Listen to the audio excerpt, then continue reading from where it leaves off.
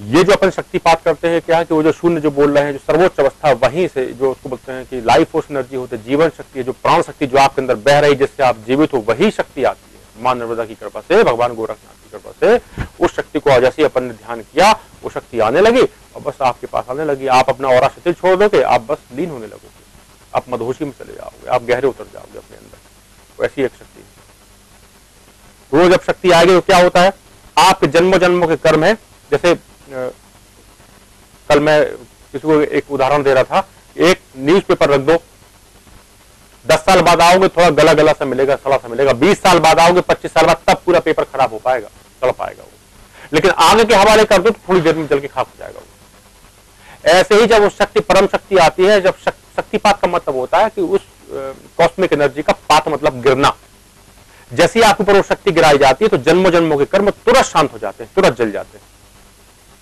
तो आप जैसे आप जब ध्यान करने के बाद, शक्तिपात के बाद आप रिलैक्स क्यों होते हो, आनंद में क्यों चले जाते हो आप? वो इसलिए चले जाते हो आप कि आपके ऊपर टनों बोझ जो है वो कम होने लगता है, आप शांत होने लगते हो। तो धीरे धीरे करते करते आपके संस्कार क्षय होने लगेंगे, आपको संस्कारों की वेदना नहीं होगी, आपको आप गहरे में आनंद में उतर जाओगे आप। शक्तिपात से कुंडलनी शक्ति भी जागृत हो जाती है। कुंडलनी क्या होती है? ये यहां एक तस्वीर जो बनी हुई है, ये तो रीढ़ की बैकबोन जो होती है, रीढ़ की हड्डी के अंदर एक पोला होता है, उसमें बहुत छोटी छोटी सी ग्रंथियां होती हैं, इतनी छोटी होती हैं कि माइक्रोस्कोप से भी ना देख पाओ उसको आप। उस ग्रंथि में सुषुम्ना नाड़ी के वहां बहुत, उस ग्रंथि में छोटे छोटे से छेद होते हैं, उन छेदों से प्राणवायु निकलती है। जैसे बांसुरी हम लोग फूंकते हैं तो प्राणवायु जहां निकलती है उससे कोई एक ध्वनि पैदा होती है। जैसे आप मूलाधार चक्र के पास जाओगे, देखो कि वहां प्राण बह रहा है तो एक ध्वनि निकल रही है, तो वहां गौर से सुनोगे लगेगा लम।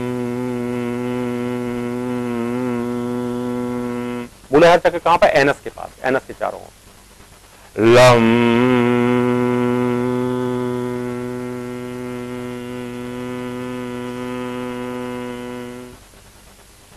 थोड़ा ऊपर जाओगे आप, जहां बैकबोन समाप्त होती है, वहां देखोगे तो वहां पे स्वादिष्ठान चक्र है, वहां पे जो छिद्र बने हुए हैं, उस छिद्र से जब प्राणवायु निकलती है तो वहां पे एक अजीब सी ध्वनि आती है।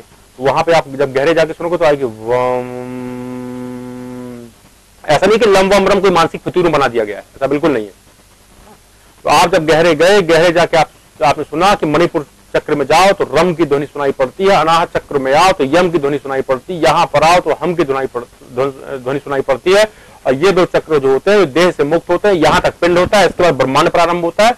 जब यहां पर आओगे तो आपको अपने आप ओंकार की ध्वनि सुनाई पड़ेगी, जो अल्टीमेट है, उसको ऊपर कुछ भी नहीं है। तो किसी भी धर्म में जाओ, ओम को किसी न किसी स्वरूप में स्वीकार अवश्य किया गया। अंत में आपको एक अजीब सी ओम